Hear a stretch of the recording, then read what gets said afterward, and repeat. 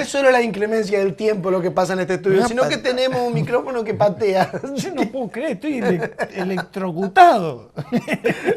Bueno, estoy incandescente, dijo un amigo está mío. bien. Bueno, escúchame, este bloque es muy largo porque lo tenemos al eximio. No es muy largo, es lo que corresponde. Le vamos le vamos a dar espacio a que hable. A Juan Carlos Cheve, que como ustedes saben y los que no, se le cuento, es un especialista en temas ambientales del punto de vista natural. Sí. O sea, conocedor de planta, pájaro y bichito que anda caminando por las tierras. Él conoce. Conoce el plumerío. Todos los pajaritos, el color, cómo cantan, qué pasa con las plantas. Si las hormigas le comen, no le comen la hormiga. Todo sabe. Todo sabe. Es impresionante. Sabe. Pero bueno, para el mate anda más o menos. Tengo que reconocerlo, que se le lava rápido. Pero bueno, ¿viste? Algunos tienen una habilidad para una cosa, otros tienen para otra.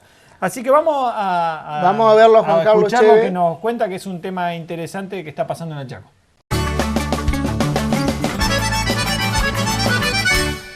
Juan Carlos, la situación ambiental siempre está en riesgo y hay situaciones que no nos gustaría que fuesen reales, pero también hay veces que se dan situaciones que estamos a las puertas de una gran posibilidad de anexar para la conservación una gran cantidad de hectáreas, como está pasando en el Chaco.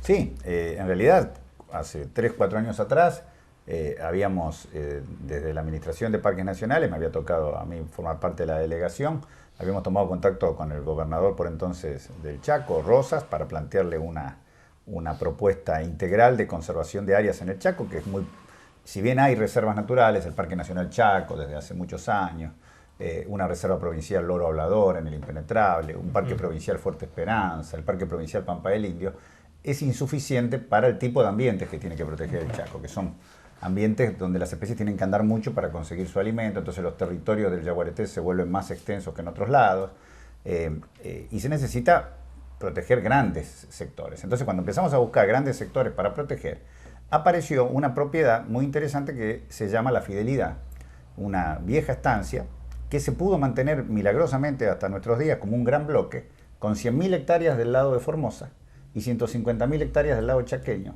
entre el Bermejito, que es un antiguo cauce del Bermejo, y el Teuco o Bermejo. O sea que la propiedad está cruzada en el medio por este río. Es más, todo lo que hacen canotaje y excursiones náuticas por el río te van a hablar de que hay un lugar donde ven cruzar tapires nadando, donde se asoman a las costas animales de los más variados, están cruzando La Fidelidad. Claro. O sea, eso es producto de que por suerte esa propiedad no se transformó en tierras agrícolas, no se subdividió. Tuvo algo de ganadería, pero no muy intensa, con lo cual los ambientes están muy bien conservados. Y en el sector chaqueño, sí, en los últimos años, el propietario, el único propietario de esa propiedad, Manuel Roseo, había empezado a explotar el bosque. Ya desde los años 95, 96, gente de la Intendencia del Parque Nacional Chaco nos había llamado la atención a la Casa Central de Parque sobre esta propiedad. Luego, cuando se crea la Delegación Regional Nordeste, que yo dirigí durante 8 años, hicimos mucho esfuerzo desde ahí, con sede en Iguazú, atendíamos los parques del Chaco, para que se sumara a esta área como reserva. Tuvimos algunas entrevistas no muy felices con este propietario que de ecología no entendía mucho y que veía más bien la llegada nuestra como una amenaza. Incluso, lamentablemente, no pudimos hacer, habiendo enviado todo un equipo, una vez el relevamiento integral del campo para ver qué flora y fauna había, y lo terminamos teniendo que hacer con cazadores furtivos que nos daban los datos y las fotos de lo que habían cazado. Claro. Habían cazado pecarí de collar, el chancho rosillo, el maján o pecarí de labiado, de los que había piaras enormes, osos hormigueros, chanchos quimileros, ese chancho que se creía fósil y apareció vivito y coleando en el año 74 en el Chaco argentino y paraguayo. Hay yaguareté, hay águila coronada. Es una maravilla porque es un Chaco seco con agua. Claro. Cruza el Bermejo. El Parque Nacional Copo en Santiago del Estero son 170.000 hectáreas de bosque chaqueño, pero muy seco, con algunas sabras de pasto, pero no hay un pozo de agua. Claro. Es el Chaco seco propiamente dicho. Entonces, si podemos tener el sistema de Copo, más unas tierras vecinas que había disponibles por ese entonces en Chaco, que se llamaban La Pirámide, es el angulito recto donde el Chaco toca con Santiago del Estero, podíamos convertir a Copo en un parque biprovincial. Luego hacer un corredor que uniera la reserva Loro Hablador y Fuerte Esperanza, y a su vez esto con una reserva natural cultural con indígenas, a La Fidelidad. y la Fidelidad ya cruzaba a Formosa, y después se podía sumar un corredor al Bañado La Estrella, y de allí a un parque nacional que tienen Tinfunqué, los paraguayos, de su lado. O sea, era para todo el Chaco el eslabón clave. ¿Y cuál es la situación actual? Y la situación es que hace unos días nos sorprendieron, primero me lo enviaron desde Resistencia, la noticia, luego se hicieron ecos de diarios importantes nacionales, lo han matado a este hombre, al propietario, de una forma criminal muy fea, a él y a su compañera. Vivían solos, gente muy humilde, más allá de la fortuna que tenían en tierras.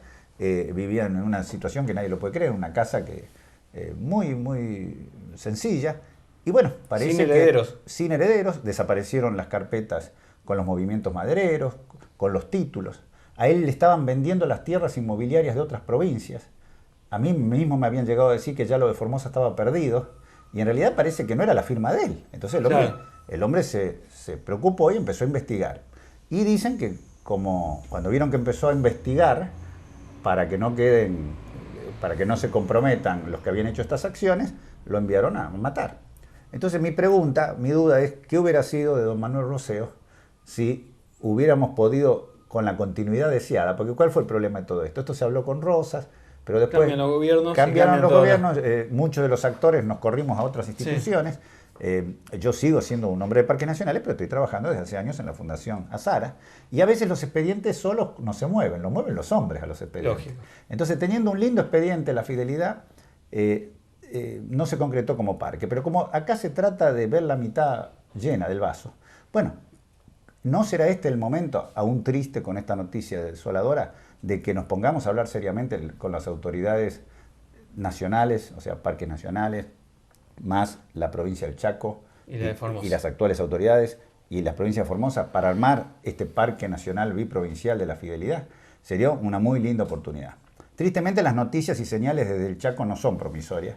Yo sé que te duele a vos por lo que estoy diciendo, pero vamos a ser realistas, porque también en esa reunión con Rosas habíamos logrado el visto bueno de las autoridades chaqueñas para que un terreno de dominio nacional de 5.000 hectáreas, la Laguna del Palmar, pegadita al río Paraguay, alimentada por el río Paraguay con sus crecientes, con selvas en galerías del río Paraguay, en lo que era parte del viejo ingenio Las Palmas.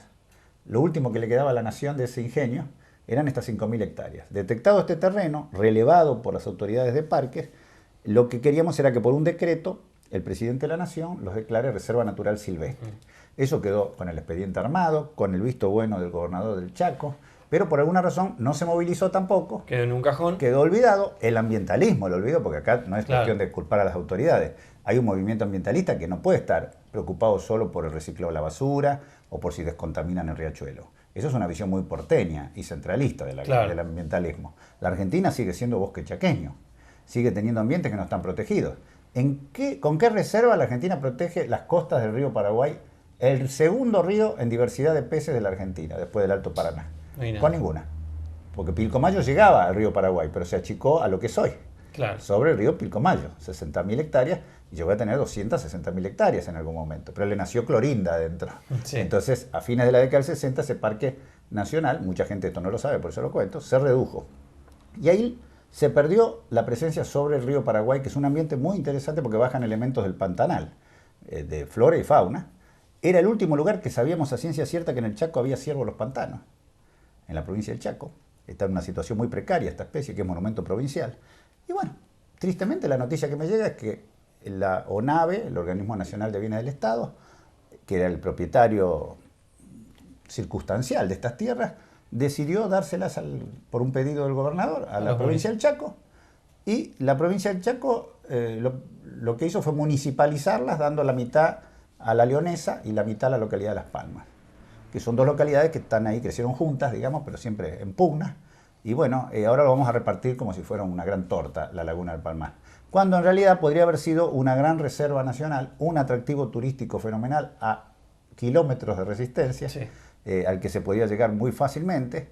No era meterse allá a explorar el oeste, la Fidelidad, la Fidelidad es remota comparada con esto. De paso para y en definitiva, viéndolo en conjunto, si Chaco tenía la Reserva Laguna del Palmar, la pequeña reserva satélite que está ya creada de Colonia Benítez, que es muy chiquita, pero es una reserva natural educativa, el Parque Provincial Pampa del Indio, el Parque Nacional Chaco, La Fidelidad, Loro Hablador y Fuerte Esperanza, y Copo, que está en Santiago, pero funciona ecosistémicamente para Chaco, teníamos una posibilidad de decir, Chaco hizo realidad la conservación de todas las especies que declaró monumentos provinciales. Bueno, estamos a tiempo todavía de enderezar el camino. Yo espero que, por lo menos, haciéndose eco de esto, alguien levante esta vieja deuda y ahora, aunque sean los municipios, las declaren sus sectores parques naturales municipales.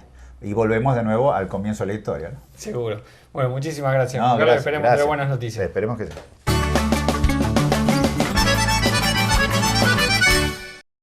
Y Fabio, ¿qué te parece, Juan Carlos? Como siempre, magistral, aparte es un tema muy importante lo que está hablando de esta estancia, porque es una zona que realmente es importante conservar. Tal es así que el 5 de marzo salió una noticia en la página de Juan Carlos Chévez, que es losquesevan.com.ar, losquesevan.com solo, donde da cuenta que un funcionario de la provincia del Chaco, Miguel Brunswick, que es subsecretario de Recursos Naturales, anunció que la provincia tomó la decisión de preservar las tierras del productor Manuel Roseo para hacer un parque nacional. Esto es importante que lo haya anunciado el Estado provincial, porque quiere decir que ya como se viene trabajando de mucho antes con el otro gobernador Rosas, que hay una intención de proteger todas esas tierras. Sí, sí. Porque lamentablemente hay gente muy mezquina que está haciendo negocios tratando de vender esas tierras y bueno, hay toda una historia que aparecieron herederos. Pero bueno, lo importante es que la provincia tenga la intención de preservar eso y de hacer un parque nacional, que es la figura que protege legalmente una zona, ¿no? O sea, una vez que es parque nacional no se lo puede tocar más. Entonces, además que es un importante recurso turístico para la provincia. Sí, sí, por supuesto. Una vez que hay un parque nacional de ese estilo, se empieza a generar el interés a nivel mundial por conocerlo y empieza a venir el turismo y se genera mano de obra y todo esto.